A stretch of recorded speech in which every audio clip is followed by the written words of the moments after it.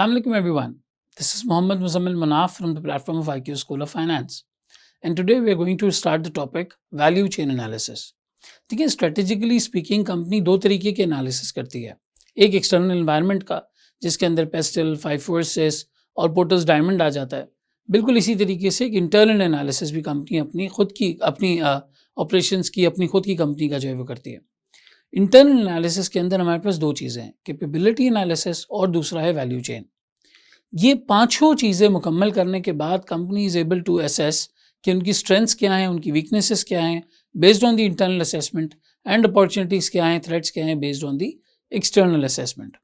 अगर हम internal assessment में वैल्यू चेन एनालिसिस की बात करें तो इसका मतलब ये होता है कि कंपनी फ्रॉम द स्टार्ट यानी कि रॉ मटेरियल परचेज करने से लेकर कस्टमर को गुड्स सेल करने तक जो वैल्यू चेन बनती है उस वैल्यू चेन को एनालाइज करती है.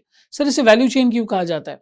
देखो, कोई भी प्रोडक्ट अगर कंपनी किसी को सेल कर रही है तो उस प्रोडक्ट से कोई ना कोई वैल्यू है जो कस्टमर को मिलेगी, कोई ना कोई बेनिफिट है, कोई ना कोई फ़ायदा है, कोई ना कोई फीचर है जो कस्टमर उससे जो है वो हासिल करेगा. ये वैल्यू क्रिएट करने के लिए, वैल्यू प्रोवाइड करने के लिए एक सर्टेन प्रोडक्ट को तैयार किया जाता है, एक सर्टेन सर्विस को जो है वो डिलीवर किया जाता है. अब इस सर्विस को डिलीवर करने के स्टेज 1 से लेके स्टेज आखिर तक, या इस प्रोडक्ट को डिलीवर करने के स्टेज 1 से लेके स्टेज लास्ट तक जितनी एक्टिविटीज़ आप यहाँ पर करते हैं, वैल्यू चेन एनालिसिस के अंदर हम इन सारी एक्टिविटीज़ को एनालाइज करते हैं और एनालाइज करके ये देखते हैं कि कहाँ पे हम ऐसा कोई कंपेटिटिव एडवांटेज क्रिएट कर सकें, ऐसा कोई यूनिक एलिमेंट क्रिएट कर सकें जिससे हम अपने कंपटीशन को आउटवे कर पाएँ. देखिए, business analysis is all about outweighing your competition and getting more and more customers, getting more and more volumes. ज़्यादा से ज़्यादा वॉल्यूम हासिल करने की, ज़्यादा से ज़्यादा कस्टमर्स को हासिल करने की कोशिश यहाँ पे जो है वो की जाती है. अब जब एक कंपनी अपनी वैल्यू चेन का एनालिसिस करती है तो उसे ऐसे एलिमेंट्स पता चलते हैं कि यार अगर हम यहाँ पे ये वाली चीज़ ठीक कर लेना तो हम कॉस्ट कम कर लेंगे और अपने कस्टमर को सस्ता बेच पाएंगे या प्राइस कम करके बेच पाएंगे. या फिर वो एनालिसिस ये होता है कि यार यहाँ पर अगर हम इस चीज़ को थोड़ा डिफरेंट कर लेना और ये प्रीमियम फीचर दे दें, ये प्रीमियम चीज़ दे दें जो और कंपेटिटर्स नहीं दे रहे, तो कस्टमर हमें यहाँ पे काफ़ी हद तक बहुत अच्छी एक वैल्यू क्रिएट करके देगा. जैसे कि बहुत दफ़ा मैं एग्जांपल्स अपने लेक्चर्स में रिपीट करता हूँ. आप KFC की एग्जांपल ले लें. KFC thousands and thousands of birds एक कंट्री के अंदर पर डे बेसिस पे कंज्यूम करता है. बर्ड से मेरा मतलब चिकन कंज्यूम करता है. तो उन्होंने अपनी वैल्यू चेन के अंदर जो रॉ मटेरियल वाली साइड है, जो चिकन को परचेज करने वाली साइड है, उसको इंटीग्रेट कर लिया है.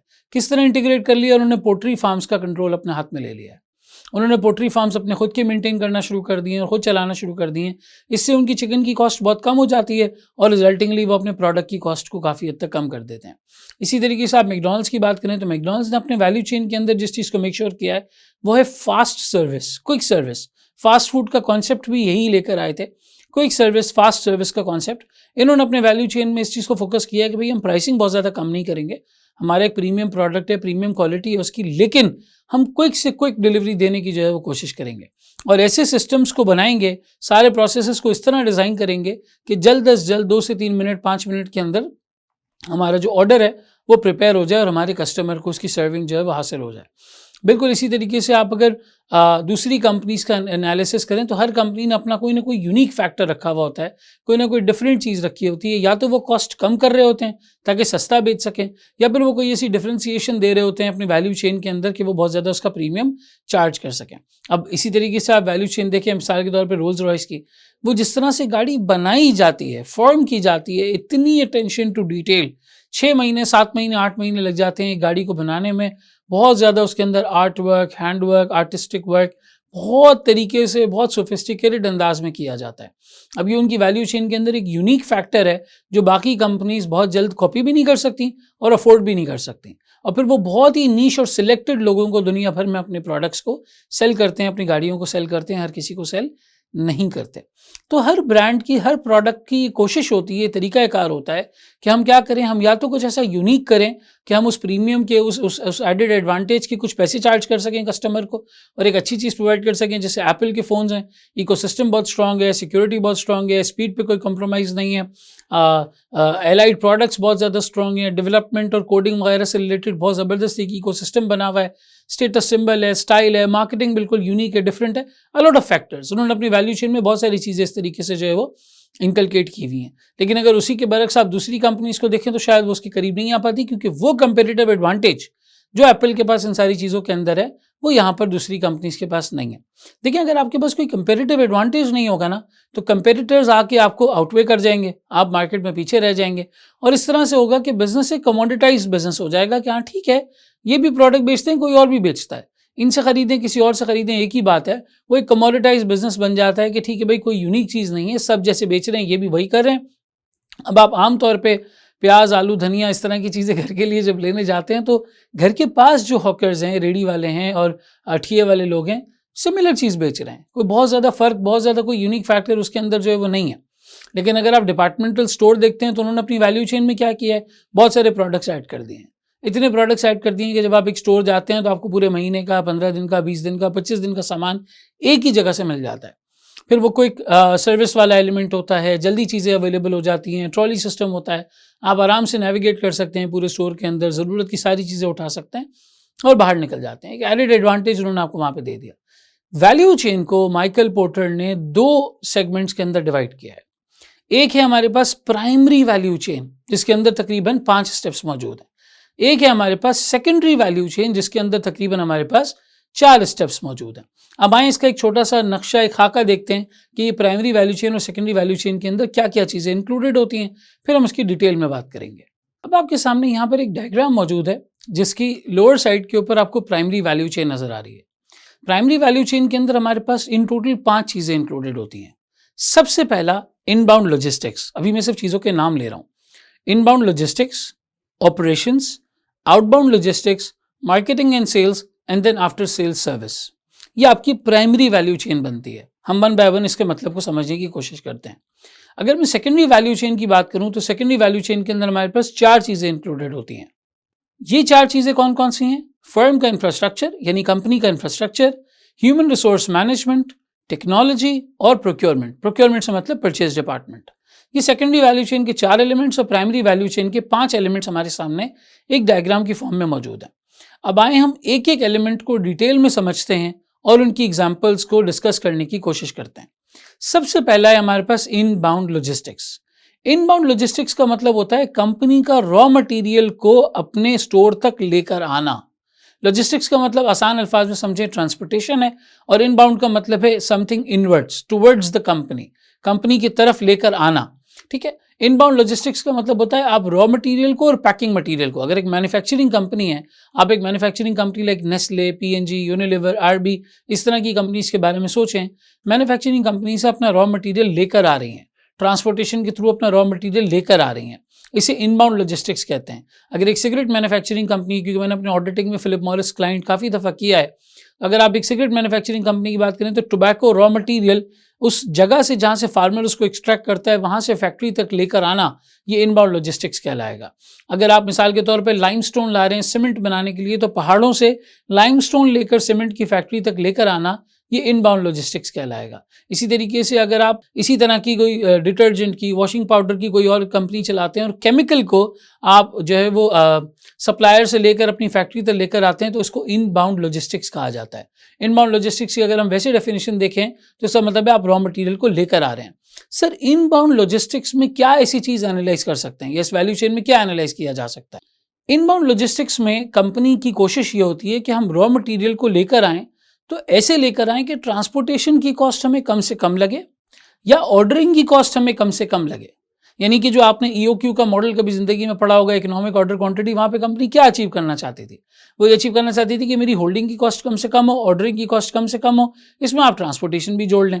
तो जस्ट इन टाइम का मेथड हो गया, इन्वेंट्री प्लानिंग का मेथड हो गया, रॉ मटेरियल को सस्ते तरीके से मंगवाना, ट्रांसपोर्टेशन की कॉस्ट आपकी कम से कम लगे, डिस्काउंट आप ज़्यादा से ज़्यादा जो है वो ले सकें। खैर बहरहाल वो प्रोक्योरमेंट की तरफ चला जाएगा, उस पर हम बाद में बात करते हैं। लेकिन रॉ मटेरियल को प्रॉपर तरीके से लेकर आना, हैंडल करना, ये इनबाउंड लॉजिस्टिक्स के अंदर ये सारी चीज़ें जो है वो शामिल हो जाती हैं। इनबाउंड लॉजिस्टिक्स में ये सारी चीज़ें शामिल हैं। फिर हम आते हैं ऑपरेशंस की तरफ। ऑपरेशंस मैन्युफैक्चरिंग के उस प्रोसेस को कहा जाता है जिस प्रोसेस में आप उस रॉ मटेरियल को फिनिश गुड में कन्वर्ट कर रहे हैं। यहाँ कंपनी कोशिश करती है कि हमारी वेस्टेज कम से कम हो, एफिशिएंट से एफिशिएंट प्रोसेस हमारे पास जो है वो आ रहा हो, आउटपुट लेबर का, मशीन का मैक्सिमाइज्ड हो, हम कम से कम वक्त में ज़्यादा से ज़्यादा आउटपुट प्रोड्यूस करने की कोशिश करें। एक तो रॉ मटेरियल की साइड पे कुछ कोशिशें होती हैं कि जी वो ट्रांसपोर्टेशन सस्ती हो, रॉ मटेरियल सस्ता मिल जाए, एफिशिएंटली मिल जाए, बहुत ज़्यादा होल्डिंग कॉस्ट ना लगे, बहुत ज़्यादा हमें इन्वेंट्री को जो है वो जैकअप करके रखना ना पड़े, जस्ट इन टाइम इंट्रोड्यूस हो जाए। ऑपरेशंस में भी कंपनी ये कोशिश करती है कि हम कम से कम कॉस्ट के अंदर उस चीज़ को बनाने की कोशिश करें, या तो कम से कम कॉस्ट, या मैन्युफैक्चरिंग में कोई ऐसा यूनिक एलिमेंट लेके आएँ, ऑपरेशंस में कोई ऐसा यूनिक एलिमेंट लेकर आएँ कि हमारा प्रोडक्ट दूसरों से सुपीरियर प्रोडक्ट बन के आए, मैन्युफैक्चरिंग प्रोसेस हमारा इतना एफिशिएंट हो। I was recently having a discussion with someone in the pizza business. Pizza बड़ा एक कॉमन फैक्टर है, तो वो मुझे बता रहे थे कि पिज़्ज़ा की सक्सेस में लोगों को इस बात का पता नहीं होता, एक जो अवन होता है, सिंपल अवन जिसके अंदर पिज़्ज़ा को जो है वो कुक किया जाता है, बनाया जाता है, पिज़्ज़ा की क्वालिटी बहुत हद तक डिपेंडेंट है अवन की क्वालिटी के ऊपर, या अवन की टेक्नोलॉजी के ऊपर। अगर आपने अवन बहुत अच्छा परचेज़ किया हुआ है, वहाँ टेक्नोलॉजी बहुत अच्छी है, बहुत अच्छे तरीके से आप उसको जो है वो प्रोसेस कर रहे हैं, आपकी पिज़्ज़ा की क्वालिटी बहुत अच्छी निकल के आएगी। हमें आज तक ऐसा लगता था कि जी वो टेस्ट होगा, रेसिपी होगी, इंग्रेडिएंट होगा, वो सारी चीज़ें होंगी, लेकिन ऑपरेशंस के अंदर अगर आपके पास एक अच्छा अवन मौजूद है तो पिज़्ज़ा बिजनेस में ये आपका एक सक्सेस फैक्टर बन सकता है, या आपका एक ज़बरदस्त टेस्ट डिलीवरी का मैकेनिज्म बन सकता है कि अच्छी क्वालिटी का आउटपुट निकल के आ रहा है। तो ऑपरेशंस जितने जो है वो सिंक्रोनाइज्ड हों, जितने अच्छे तरीके से चल रहे हों, उतना रिलेटिवली आप कैसे, अब एक सर्विस कंपनी के तौर पे सोचें, एक सर्विस कंपनी के ऑपरेशंस क्या होते हैं कि उनकी टीम जाती है क्लाइंट पर, जिस असाइनमेंट के लिए उन्हें डिप्लॉय किया उस असाइनमेंट का काम करके आ जाती है। तो वहाँ पर अगर आपकी टीम सिंक्रोनाइज्ड है, अच्छे तरीके से काम कर रही है, एफिशिएंट है, इफेक्टिव है, कम वक्त में ज़्यादा आउटपुट निकाल रही है, तो आपके ऑपरेशंस स्ट्रांग हैं। अब यही टीम आपको वैल्यू मैक्सिमाइज भी करके देगी, यही टीम पर्टिकुलरली जो है वो आगे दूसरे क्लाइंट्स पर भी अच्छा परफॉर्म करेगी और उसके फीडबैक से आपको और क्लाइंट्स भी मिलना शुरू होंगे। तो ऑपरेशंस का मतलब होता है वो प्रोसेस जहां आप उस प्रोडक्ट को बना रहे हैं जिसको आपको डिलीवर करना है, या उस सर्विस को एक्चुअली डिलीवर करना है जिसको आप डिलीवर करना चाहते हैं। ये हमारे पास ऑपरेशंस के अंदर आता है। यहाँ कंपनी कोशिश करती है कि ज़्यादा से ज़्यादा अच्छे एफिशिएंट और इफेक्टिव प्रोसेसेस बनाए जाएं, सिस्टम्स बनाए जाएं, और कंपनी अपनी कॉस्ट ज़्यादा से ज़्यादा यहाँ बचा ले। सर एग्जाम में सवाल कैसे आएगा? ऐसे ही आएगा, एक इनबाउंड जो है वो प्रोसेस आपके सामने होगा, आपको एनालाइज करना होगा कि वैल्यू चेन में कहाँ गड़बड़ है। वो इनबाउंड लॉजिस्टिक्स का प्रोसेस बता देंगे, ऑपरेशंस बता देंगे, आउटबाउंड वगैरह का बता देंगे। हमने ये एनालाइज करना होगा कि यहाँ पे क्या चीज़ गलत हो रही है, क्या चीज़ सही हो रही है, और कंपनी को किस चीज़ पर फोकस करना चाहिए, जिसके कई सवाल हमने सॉल्व करने हैं। तो सवाल सॉल्व करेंगे तो उसमें काफ़ी हद तक हमें क्लैरिटी आ जाएगी, लेकिन इसका मतलब या इसका कॉन्सेप्ट यहाँ पर जो है वो ये बनता है। अगली चीज़ आती है आउटबाउंड लॉजिस्टिक्स। आए अब उसको देखते हैं। जिस तरह इनबाउंड लॉजिस्टिक्स का मतलब रॉ मटेरियल को कंपनी तक लाना था, आउटबाउंड लॉजिस्टिक्स का मतलब है गुड्स को कस्टमर्स तक ले जाना, डिलीवर करना, फिनिश गुड्स को डिलीवर करना। अब इसके अंदर पूरी डिस्ट्रीब्यूशन आ जाती है। आप किस तरह कस्टमर को गुड्स डिलीवर करते हैं, कौन से स्टोर में रखवाते हैं, किस शेल्फ पर रखवाते हैं, किस तरह कस्टमर वहाँ तक जो है वो पहुँचता है, कैसे उस प्रोडक्ट को हासिल करता है, किस तरीके से उस प्रोडक्ट को खरीदता है, ये सारी आउटबाउंड के अंदर चीज़ आती है। इधर भी अगर आप सस्ती ट्रांसपोर्टेशन कर लें, अपनी कॉस्ट ट्रांसपोर्टेशन में बचा लें। I remember there was this company, मैं नाम नहीं डिस्क्लोज करूँगा, एक कंपनी का एक कॉन्ट्रैक्ट हुआ था। वो आइसक्रीम सेल करते थे। अच्छा, आइसक्रीम के अंदर जो ट्रक्स होते हैं वो रीफर ट्रक्स होते हैं, इसके अंदर रेफ्रिजरेटर इंस्टॉल्ड हो, क्योंकि आपको एनवायरनमेंट को जो है वो ठंडा रखना होता है, वरना आइसक्रीम मेल्ट हो जाएगी। तो उस आइसक्रीम कंपनी ने देखा कि जी हम क्या करते हैं, हम कराची से लाहौर जो है वो आइसक्रीम ट्रांसपोर्ट करते हैं, शायद लाहौर से कराची ट्रांसपोर्ट करते हैं, आइदर वेज कोई केस उनका इस तरीके से था।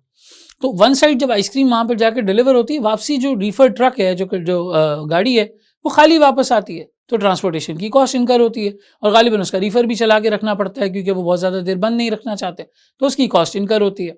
अब वो महंगी पड़ती है कि जी एक ट्रिप चीज़ जानी है, वापसी ट्रिप जो है वो खाली आना है, तो हम जो है वो अपना जो है वो पैसा लगा रहे हैं। एक आइसक्रीम कंपनी इस तरह सोच रही है। उन्हें पता ये चला कि जी बिस्किट्स का एक सेगमेंट ऐसा है जिनको कूल एनवायरनमेंट में रखना जो है वो ज़रूरी होता है, रेफ्रिजरेटेड एनवायरनमेंट में रखना ज़रूरी होता है। तो उन्होंने एक बिस्किट कंपनी ढूंढी, बिस्किट्स की कंपनी को ढूंढा जिसका सामान, जैसे अगर मिसाल के तौर पे इनका लाहौर से कराची आ रहा है, तो वो बिस्किट्स कराची से लाहौर जाने थे। अब आइसक्रीम लाहौर से कराची आ रही है और उन्होंने टाई अप कर लिया कि जी वापसी में जब हमारी गाड़ी खाली आ रही होगी तो हम आपके बिस्किट्स वहाँ पर लेकर आ जाएंगे। तो जब वो बिस्किट्स टेक्निकली वहाँ पर पहुँचते थे तो इससे होता क्या था, कॉस्ट इनकी आधी शेयर हो जाती थी। आधी कॉस्ट वो बिस्किट्स की कंपनी बेयर कर लेती थी और आधी कॉस्ट जो है वो ये आइसक्रीम की कंपनी बेयर कर लेती थी। दोनों ने इस कॉस्ट को आपस में डिवाइड कर लिया, दोनों को इसका कॉस्ट एडवांटेज पहुंच गया। आम हालात में दोनों की गाड़ी एक तरफ सामान लेकर जाती और दूसरी तरफ गाड़ी जो है वो खाली वापस आ जाती। अब यहाँ इन्होंने जो है वो एक दूसरे के साथ एक पार्टनरशिप कर ली, कोलैबोरेशन कर ली, इससे इनकी कॉस्ट आधी हो गई। ये स्ट्रैटेजीज तभी पता चलती है जब आप वैल्यू चेन को पूरा एनालाइज करते हैं, पूरा प्रॉपरली देखते हैं, कि जी कहाँ पे कॉस्ट कम की जा सकती है, कहाँ कस्टमर के लिए वैल्यू एनहांसमेंट की जा सकती है, किधर हम अपने प्रोसेसेस को बेहतर कर सकते हैं, और कोई एक चीज़ ऐसी हो जाती है जो आपका सिग्निफिकेंट कंपेटिटिव एडवांटेज बनता है। जैसे अगर मैं चाइनीज़ कंपनीज़ की बात करूँ तो वहाँ पे ऑपरेशंस बहुत एफिशिएंट है, बहुत इफेक्टिव है। वर्ल्ड क्लास मशीनरी, बहुत ज़्यादा स्किल्ड लेबर, इतनी क्वांटिटी लेबर की अवेलेबल, वर्किंग आवर्स बहुत ज़्यादा, बिजली के ऊपर उनका कंट्रोल है, पावर कॉस्ट उनकी बहुत कम है। They have mastered the process of manufacturing.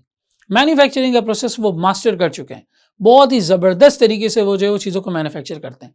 लेकिन ब्रांडिंग आपने कभी नहीं सुना होगा कि कोई चाइनीज़ ब्रांड बहुत ज़्यादा ज़बरदस्त किस्म की मार्केटिंग करता है। नहीं, मार्केटिंग ब्रांडिंग इसके अंदर आपको चाइनीज़ कंपनीज इतना आगे नहीं नजर आएंगी।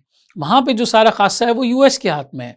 आप अमेज़ॉन की बात करें, आप फेसबुक की बात करें, आप टेस्ला की बात करें, आप जो है वो मुख्तलिफ और यूएस की सिलिकॉन वैली के टेक स्टार्टअप्स की बात करें, द वे एप्पल की बात करें, the way they market themselves, जिस तरह वो अपने ब्रांड की पोजिशनिंग करते हैं, जैसे वो अपने ब्रांड का परसेप्शन बनाते हैं, people perceive it superior from all other products. यार अगर अमेरिकन प्रोडक्ट है, अमेरिकन टेक्नोलॉजी है तो वो सबसे बेहतर होगी। अगर हम मशीनरी की बात करें तो मशीनरी में एक हद तक आपने अपने घर में काफ़ी टाइम पहले ये बात सुनी होगी कि जी वो जापानीज़ प्रोडक्ट होना चाहिए, जापानीज़ कंपनी का प्रोडक्ट होना चाहिए, Japanese printers, Japanese computers, Japanese machinery, Japanese गाड़ियाँ, बहुत ज़्यादा पाकिस्तान के अंदर इनका इंपोर्ट जो है वो किया जाता था। क्यों सर? ऑपरेशंस इतने स्ट्रॉन्ग हैं, इतना ज़बरदस्त तरीके से वो एक ठोस प्रोडक्ट बनाते थे, मजबूत प्रोडक्ट बनाते थे कि लोग कहते थे वॉशिंग मशीन हो, रेफ्रिजरेटर हो, फ्रिज हो, जी वो जापानीज़ टेक्नोलॉजी होनी चाहिए। हत्ता कि बैटरी सेल्स तक हम जापानीज़ कंपनीज़ के परचेज़ किया करते थे पाकिस्तान में, आज से 10-15 साल 20 साल पहले तक। टेक्नोलॉजी बहुत ज़बरदस्त, इतना रोबस्ट ऑपरेशंस, ये ऑपरेशंस की मिसाल है, इतना ज़बरदस्त ऑपरेशनल सिस्टम था कि अच्छे प्रोडक्ट्स बनाते थे, अच्छी मैन्युफैक्चरिंग करते थे, मजबूत मैन्युफैक्चरिंग करते थे। तो वैल्यू चेन के कॉन्सेप्ट में भी आपने यही एनालाइज करना है कि मैं अपने इनबाउंड में क्या बेहतर कर सकता हूँ, मैं अपने ऑपरेशंस में क्या बेहतर कर सकता हूँ, मैं अपने आउटबाउंड में क्या बेहतर कर सकता हूँ। आउटबाउंड के बाद आ जाती है बात मार्केटिंग एंड सेल्स की, जो अभी हम ब्रांडिंग वगैरह की बात कर रहे थे कि मेरा मार्केटिंग और सेल्स का प्रोसेस कैसा है। अब आए इसको देखते हैं। मार्केटिंग एंड सेल्स के प्रोसेस के अंदर ये बात आती है कि आप अपने प्रोडक्ट की डिमांड कैसे जनरेट करते हैं, और डिमांड जनरेट करने के बाद फ्रॉम अ सेल्स पर्सपेक्टिव उसे कस्टमर तक पहुंचाते किस तरीके से हैं, कैसे कस्टमर को उसकी डिलीवरी होती है, कैसे उसकी इन्वॉइसिंग होती है, किस तरीके से पेमेंट वगैरह कलेक्ट होती है, सारा वो जो सेल्स का प्रोसेस है। मैंने यूनिलीवर में काम करते हुए अपने एक्सपीरियंस में ये चीज़ देखी थी कि मार्केटिंग एक सेपरेट फंक्शन था बिल्कुल, जो ये काम करता था कि जी डिमांड कैसे जनरेट करनी है। आपको वो सर्फ एक्सेल वाला ऐड याद होगा रमज़ान के महीने वाला, जिसमें वो बच्चे से जो है वो अपने कुर्ते के दामन में पकोड़े वगैरह वो बेचने के लिए निकलता है। बहुत मशहूर ऐड हुआ था पाकिस्तान के अंदर वो, और मिलते जुलते सिमिलर एड्स दुनिया भर में यूनिलीवर की कैंपेन सर्फ एक्सेल के लिए जो है वो चलाई गई थी। इस तरह की और भी मुख्तलिफ प्रोडक्ट्स ऐसे हैं जिसके अंदर इस तरीके की मार्केटिंग, इस तरीके की एडवर्टीजमेंट्स वगैरह की जाती हैं। मार्केटिंग के एंगल में अगर आपको कोई कंपेटिटिव एडवांटेज क्रिएट करना है तो वो यूनिकनेस है कि आप इस तरह से अपने प्रोडक्ट को मार्केट कर रहे हैं, इस तरीके से अपने प्रोडक्ट की पोजीशनिंग कर रहे हैं जैसे बहरहाल कोई और नहीं कर सकता। किसी टाइम पे, आज से कुछ साल पहले, यूफोन के एड्स बहुत अच्छे आया करते थे। नेटवर्क तो तब भी बहरहाल इतना अच्छा नहीं था यूफोन का, लेकिन एडवर्टीजमेंट्स बहुत अच्छी आती थी। लोग एडवर्टीजमेंट्स से बाकायदा खुश फील करते थे और अच्छा फील करते थे, तो उन्हें ऐसा होता था शायद ये कंपनी भी बहुत अच्छी होगी, शायद ये नेटवर्क भी बहुत अच्छा होगा। बड़ा यूफोन ने उस टाइम पे जो है वो पेनिट्रेट किया। पीटीसीएल की एक्विजिशन के बाद इस तरह के अच्छे एडवर्टीजमेंट्स जो है वो आना रह गई। तो कुछ कंपनीज होती हैं वो अपने एडवर्टीजमेंट्स, अपनी मार्केटिंग को बहुत रोबस्ट रखती हैं। आप नाइकी की एग्जाम्पल ले लें। नाइकी अपनी एडवर्टीजमेंट्स में, अपनी मार्केटिंग में कभी भी ये नहीं कहता कि हमारे प्रोडक्ट्स अच्छे हैं। वो हमेशा एथलीट्स को रिस्पेक्ट देता है, एथलीट्स को बहुत ही बड़ी और गॉडीली फिगर करके जो है वो दिखाता है कि नहीं ये कोई बहुत बड़ी चीज़ कर रहे हैं, कोई बहुत बड़ा काम कर रहे हैं। एप्पल का भी इसी तरीके का सिनेरियो है। जिस तरीके से उन्होंने आईफोन को पोजीशन किया, उससे पहले आईपॉड को किया। आईपॉड में उन्होंने ये कहीं नहीं कहा कि आपके प्रोडक्ट में ये फीचर्स हैं, ये इतना, ये फलाना, ये ऐसे। उन्होंने कहा 1000 songs in your pocket. It was so powerful, इतनी ज़बरदस्त ये लाइन थी कि इसने आईपॉड की सेल्स को बहुत आगे बढ़ा दिया। वो MP4 उस टाइम का ज़माना था, लोग ऑडियो सॉन्ग सुना करते थे, उसके लिए आईपॉड बनाया और आईपॉड को जो है वो इस तरीके से उन्होंने पोजीशन किया। फिर जब मैकबुक की बारी आई तो उन्होंने कहा वर्ल्ड्स स्लिमेस्ट लैपटॉप। ये कहीं नहीं कहा कि हमारे लैपटॉप में फला फीचर है, फला फीचर है, ये वो है, कुछ भी नहीं। World's slimmest laptop. उस वक्त IBM की बड़ी बदसूरत सी मशीनरी आया करती थी, अजीब अजीब से नाम के, साइज़ के जो है वो कंप्यूटर्स और बदसूरत सी मशीनरी नज़र आती थी। एप्पल ने खूबसूरती क्रिएट की, वर्ल्ड्स स्लिमेस्ट लैपटॉप। जब उन्होंने आईफोन को पोजीशन किया तो उन्होंने कहा जी एक MP4 प्लेयर यानी कि एक आईपॉड यानी कि इंटरनेट कम्युनिकेटर और फ़ोन, तीनों चीज़ें मैं आपकी एक ही डिवाइस के अंदर जो है वो डाल दूँ तो कैसा रहेगा। फिर उन्होंने आईफोन को जो है वो उस तरीके से पोजीशन किया और आज तक वो अपने प्रोडक्ट की ब्रांडिंग की इस तरह से पोजीशनिंग करते हुए आ रहे हैं। फिर सेल्स के अंदर ये होता है कि आपका एक अच्छा डिस्ट्रीब्यूशन नेटवर्क हो, आपके रिटेलर्स हों, आपके सप्लायर्स हों, आपके कस्टमर्स हों, उनके साथ एक अच्छा नेटवर्क। इसकी एग्जाम्पल क्या होगी सर? सेल्स की सबसे बड़ी एग्जाम्पल आप देखें, फॉर एग्जाम्पल नोकिया की डिस्ट्रीब्यूशन बहुत स्ट्रॉन्ग थी, बहुत ज़्यादा नोकिया की सेल्स थी, 90-95% मार्केट शेयर एक वक्त में नोकिया के पास दुनिया भर में रहा। लेकिन नोकिया की वैल्यू चेन के अंदर एक सबसे बड़ा मसला ये था कि वो अपने डिस्ट्रीब्यूटर, जिसको वो गुड्स बेच रहे हैं, जिसको वो मोबाइल बेच रहे हैं और वो आगे रिटेल कस्टमर को बेच रहा है, अपने होलसेलर डिस्ट्रीब्यूटर रिटेलर को इज्जत नहीं देते थे। डब्बे के ऊपर 50 रुपये बच रहे हैं, 60 रुपये बच रहे हैं, 70 रुपये बच रहे हैं, 100 रुपये बच रहे हैं, ये एक्चुअल मार्जिन थे। 4-5 हज़ार का फ़ोन है, 50 रुपये उसके ऊपर बच रहे हैं, मतलब गालिबन ये 1% के आसपास का जो है वो नंबर बनता है। इतना कम मार्जिन होता था कि बहुत बड़ा वॉल्यूम अचीव करना पड़ता था दुकानदारों को एक सही बिजनेस अटेन करने के लिए। फिर जब ये ओप्पो, वीवो, क्यू मोबाइल ये सब जब आना शुरू हुए और एंड्रॉयड फ़ोन्स की एक लहर आना शुरू हुई तो एक एक फ़ोन पे 2-2 हज़ार, 2,500 हज़ार, 1200, 1500 इस तरह से फ़ोन के ऊपर बचने लगे। दुकानदार ने कहा मैं क्यों रखूँ नोकिया का फ़ोन, मुझे रखने की ज़रूरत ही नहीं है, मैं नोकिया का फ़ोन नहीं रख रहा, मुझे एक फ़ोन के ऊपर यहाँ 1000, 1200, 1500 रुपये बचते हैं, मैं क्यों 50 रुपये इस फ़ोन के ऊपर कमाऊँ। उसने अपने रिटेलर डिस्ट्रीब्यूटर जो एक्चुअली नोकिया के कस्टमर्स थे और रिटेल कस्टमर्स हमारे जैसे लोग उन दुकानदारों के कस्टमर्स थे, उन्होंने उन दुकानदारों को इज्जत नहीं दी और सेल्स का वैसा प्रोसेस नहीं बनाया। आज आप यूनिलीवर, P&G, नेस्ले की बात करें, they take it very seriously. हमारे डिस्ट्रीब्यूटर्स कौन हैं, कौन से इलाके में हैं, कहाँ बैठे हुए हैं, किस तरह हमारा प्रोडक्ट रखेंगे, कौन सा शेल्फ होगा, किस शेल्फ पे कैसे प्रोडक्ट नजर आएगा। आप पेप्सी, कोका कोला को देख लें, सेल्स का सिस्टम इतना प्रॉपर है कि जहाँ हर जगह वो अपने अपने फ्रीजर्स रखवा देते हैं। फ्रीजर पे नाम है उनकी, कोल्ड ड्रिंक वगैरह उसके अंदर रखी हुई है, बाकायदा दुकानदारों को दे देते हैं। आइसक्रीम के लिए फ्रीजर्स वगैरह यूनिलीवर जैसी कंपनीज जो है वो रखवाती हैं, देती हैं, रेफ्रिजरेटर्स वगैरह। ये सेल्स का प्रोसेस है पूरा कि हम कस्टमर तक अपनी चीज़ को पहुंचा रहे हैं, तो किसके थ्रू, कौन सी दुकान, कौन सी जगह और वहाँ पे वैल्यू मैक्सिमाइजेशन क्या है। कॉस्ट कम हो सकती है तो कॉस्ट कम हो, कोई प्रीमियम चीज़ ऑफर की जा सकती है तो प्रीमियम हो, डिलीवरी एफिशिएंट हो, कस्टमर को चीज़ फॉरन शेल्फ पे नजर आए जब वो स्टोर के अंदर एंटर हो, प्रोमिनेंट प्लेसमेंट हो, ये सारी चीज़ें आपकी सेल्स के अंदर आती हैं।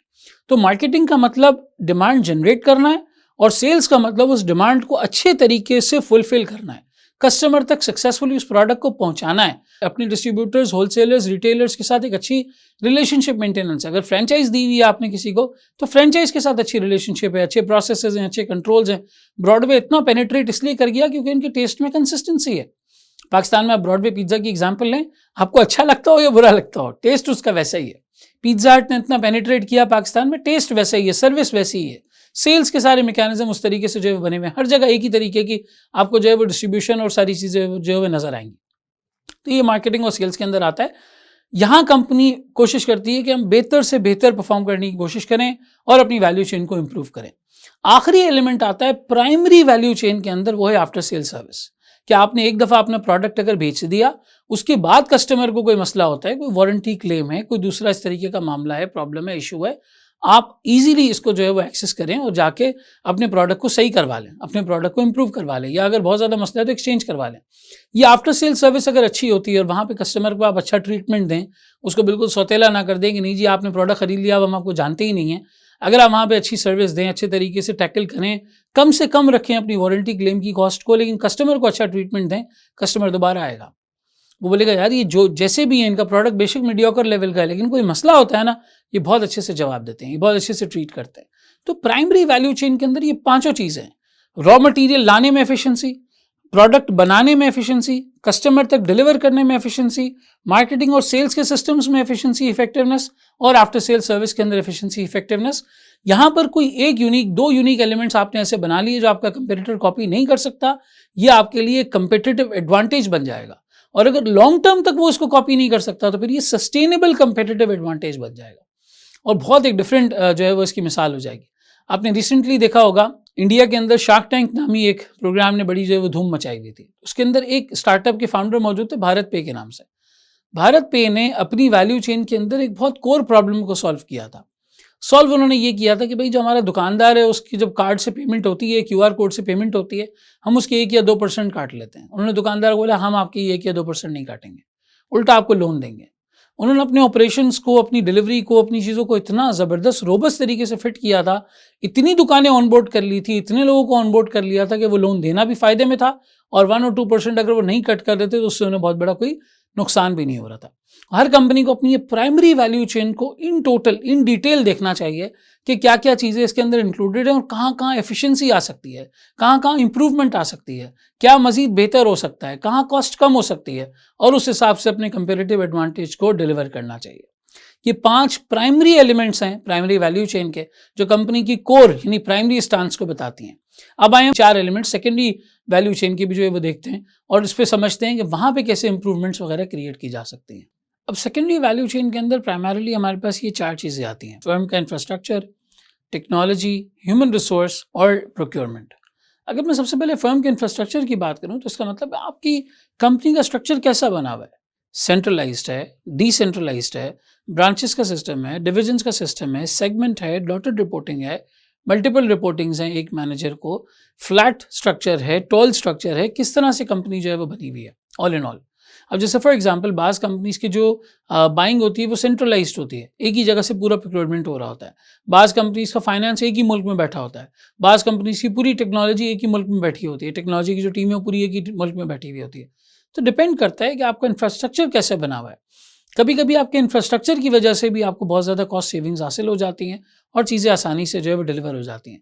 जैसे फॉर एग्जांपल मैंने यूनिलीवर में ये चीज़ देखी थी, उनका जो अकाउंटिंग एंट्रीज वाला क्लरिकल काम होता है, जेवीज बनाना, वाउचर्स बनाना, इस तरह की चीज़ है, उसको वो एक सेपरेट डिपार्टमेंट को उन्होंने हैंड ओवर किया हुआ था और कुछ हद तक उनकी अकाउंटिंग फंक्शन का सपोर्ट जो है वो इंडिया में एक पर्टिकुलर टीम बैठी हुई थी वो करती थी। वहाँ से बैठकर टेक्नोलॉजी का थोड़ा सपोर्ट, अकाउंटिंग, बुक कीपिंग, जेवीज वगैरह पोस्ट करना, इसका कुछ सपोर्ट वहाँ से जो है वो मिल जाया करता था। तो एक शेयर्ड सर्विस सेंटर था। कुछ लोग थे वो दुनिया भर की एंटिटीज़ के लिए वो काम करते थे, काफ़ी हद तक उनकी कॉस्ट डिवाइड हो जाती थी और वो चीज़ इनएक्सपेंसिव यानी सस्ती पड़ती थी, कंपनी अपनी कॉस्ट वहाँ बचा लेती थी। तो इंफ्रास्ट्रक्चर सबसे पहले आता है। दूसरा टेक्नोलॉजी, कैसी टेक्नोलॉजी आप यूज़ कर रहे हैं, कौन सा सॉफ्टवेयर है, कौन सी ऐप है, कितने फीचर्स हैं, कितने फंक्शंस हैं। कभी कभी टेक्नोलॉजी बहुत ज़बरदस्त तरीके से कंपनी को एडवांटेज दे देती है। अब आप फूड पैंडा की एग्जांपल लें, फूड पैंडा के प्राइमरी वैल्यू चेन के अंदर ऑपरेशंस तो यही है कि आपने खाने को डिलीवर करना है और रेस्टोरेंट से पिक करना है, राइडर ने डिलीवर करना है, लेकिन जो टेक्नोलॉजी है, जो ऐप है, इतनी रोबस्ट है, इतनी प्रॉपरली फंक्शन करती है, इतने अच्छे तरीके से ऑपरेट करती है कि कभी किसी को उसके हवाले से इतनी ज़्यादा शिकायत नहीं होती। टेक्नोलॉजी का एंगल यहाँ पे यह आ जाता है। टेक्नोलॉजिकल डेवलपमेंट में देखते हैं कि आप कौन सी टेक्नोलॉजी इस्तेमाल कर रहे हैं। फिर आ जाता है हमारे पास ह्यूमन रिसोर्सेज डेवलपमेंट, एम्प्लॉयज़ की ट्रेनिंग, डेवलपमेंट, उन्हें लर्निंग का सेंस देना, उनके लिए एक अच्छा कल्चर इनकलकेट करना कि वो ज़्यादा से ज़्यादा इफेक्टिवली और एफिशिएंटली सोच सकें, ये भी अपने आप में जो है वो ज़रूरी है। लोग कंपनीज़ को इसलिए नहीं छोड़ते कि वो कंपनी अच्छी नहीं है या सैलरी कम, ये वो ज़्यादातर लोग इसलिए कंपनीज़ को छोड़ते हैं क्योंकि उनका इमीडिएट बॉस अच्छा नहीं है। तो ह्यूमन रिसोर्स की डेवलपमेंट, टीम, प्लानिंग, ट्रेनिंग, हम आगे पूरा उसका एक चैप्टर इंशाल्लाह ताला देखेंगे और उसको बहुत डिटेल में जो है वो डिस्कस करेंगे। लेकिन ये सारी चीज़ें ह्यूमन रिसोर्स के अंदर आ जाती हैं और सेकेंडरी वैल्यू चेन के अंदर अगर आप अपने लोगों का ख्याल रखते हैं तो आपके लोग आपके कस्टमर्स का ख्याल रखते हैं और आपको रिपीट सेल्स और रिपीटेशन ऑफ कस्टमर्स मिलता चला जाता है। आखिरी एलिमेंट इसके बाद हमारे पास आ जाता है ह्यूमन रिसोर्स के बाद प्रोक्योरमेंट का। प्रोक्योरमेंट से मतलब ये नहीं है कि सिर्फ raw material, packing material by करना, कोई भी चीज़ परचेस करना, बेहतरीन से बेहतरीन प्रोक्योरमेंट की आपकी स्ट्रेटजी और तरीकाकार होना चाहिए। इसमें एक बहुत अच्छी एग्जांपल है, इंडिया की कंपनी है डी मार्ट। डी मार्ट आप समझ लें कि डिपार्टमेंटल स्टोर्स की बहुत बड़ी चेन है, बहुत बड़ी चेन है। डी मार्ट ने जो अपने प्लॉट्स या प्रॉपर्टीज़ परचेज की हुई हैं जहाँ पे उनके स्टोर्स बने हुए हैं, आया रेंट पर या परचेजिंग के पर्सपेक्टिव से, वो उन्होंने हाईवे साइड पे की हुई हैं, यानी शहर से थोड़ा सा दूर। शहर से थोड़ा सा दूर जाते हैं, हाईवे की साइड पे उनके सारे डिपार्टमेंटल स्टोर्स हैं। अब कोई कहेगा भाई ये क्या किया, इतनी दूर जाके प्रोक्योरमेंट की है, वहाँ जाके ज़मीन परचेज की है, उधर जाके स्टोर लगाया है, इसका क्या मतलब है, ये क्यों किया? सर ज़मीन इतनी सस्ती थी हाईवे पे, रेंट इतना कम था हाईवे की ज़मीनों के ऊपर कि डिपार्टमेंटल स्टोर्स के बिजनेस में जो एक बहुत बड़ा कंपोनेंट रेंटल और इंफ्रास्ट्रक्चर का होता है, प्रॉपर्टी का होता है, वो प्रॉपर्टी का एंगल उनको बहुत सस्ता पड़ गया। इतना सस्ता पड़ गया कि उन्होंने अपने प्रोडक्ट की प्राइसेस में उस डिस्काउंट को पास ऑन कर दिया कि ठीक है यार, हमें रेंट कम पड़ रहा है, हमें ज़मीन सस्ती पड़ रही है, हमारा अपॉर्चुनिटी कॉस्ट ज़मीन की कम पड़ रही है, हम प्रोडक्ट के अंदर इसको जो है वो पास ऑन कर देते हैं। इतनी कम प्राइसेस कर दी इसकी वजह से, क्योंकि एक मेजर सिग्निफिकेंट कंपोनेंट होता है इस सारी कॉस्टिंग के अंदर रेंट और इंफ्रास्ट्रक्चर का, वो इतना सस्ता पड़ गया कि उन्होंने अपने प्रोडक्ट्स पर डिस्काउंट्स देना शुरू कर दिए और लोगों ने हाईवे ट्रैवल करना शुरू कर दिया। कि ठीक है भाई कोई बात नहीं, महीने में एक दफ़ा जाएंगे, 2 महीने में एक दफ़ा जाएंगे, पूरी डिग्गी भर के ले आएंगे गाड़ी की, चीज़ सस्ती मिल जाएगी। वो ये नहीं सोच रहे कि पेट्रोल की भी कॉस्ट लगेगी, तो ठीक है थोड़ी बहुत कॉस्ट लगती है, हमें चीज़ बहुत सस्ती पड़ जाती है। एवरेज अगर 20-25 हज़ार रुपये की, 30 हज़ार रुपये की बाइंग अगर वो कर रहे हैं, उस पर उन्हें 20-30% ऑफ मिल जाता है, डिस्काउंट्स मिल जाते हैं, ऑफर्स मिल जाती हैं, तो वो उनकी पेट्रोल की कॉस्ट से रिलेटिवली बहुत कम अमाउंट बनता है, ज़्यादा अमाउंट बनता है डिस्काउंट के पर्सपेक्टिव से, और उन्हें इसका जो है वो फ़ायदा होता है। तो प्रोक्योरमेंट में ये चीज़ें देखी जाती हैं, कोई प्रॉपर्टी परचेज़ कर रहे हैं, मशीन परचेज़ कर रहे हैं, प्लांट परचेज़ कर रहे हैं, रॉ मटेरियल परचेज़ कर रहे हैं, पैकिंग मटेरियल परचेज़ कर रहे हैं, आपकी प्रोक्योरमेंट का सिस्टम अच्छा होना चाहिए। आप लोएस्ट प्राइसेस पर जाएँ, अच्छे से अच्छा सप्लायर पिक करें, आपके पास सप्लायर्स का एक प्रॉपर नेटवर्क बना हुआ हो, आप उनसे जो है वो परचेजिंग करें, मैक्सिमम डिस्काउंट जो है वो हासिल करने की कोशिश करें कि आपकी कम से कम कॉस्ट आए। ये सारे प्रोक्योरमेंट के फंक्शंस में आता है। तो यहाँ तक आते आते हमने प्राइमरी वैल्यू चेन के 5 एलिमेंट्स और सेकेंडरी वैल्यू चेन के 4 एलिमेंट्स को समझने की कोशिश की।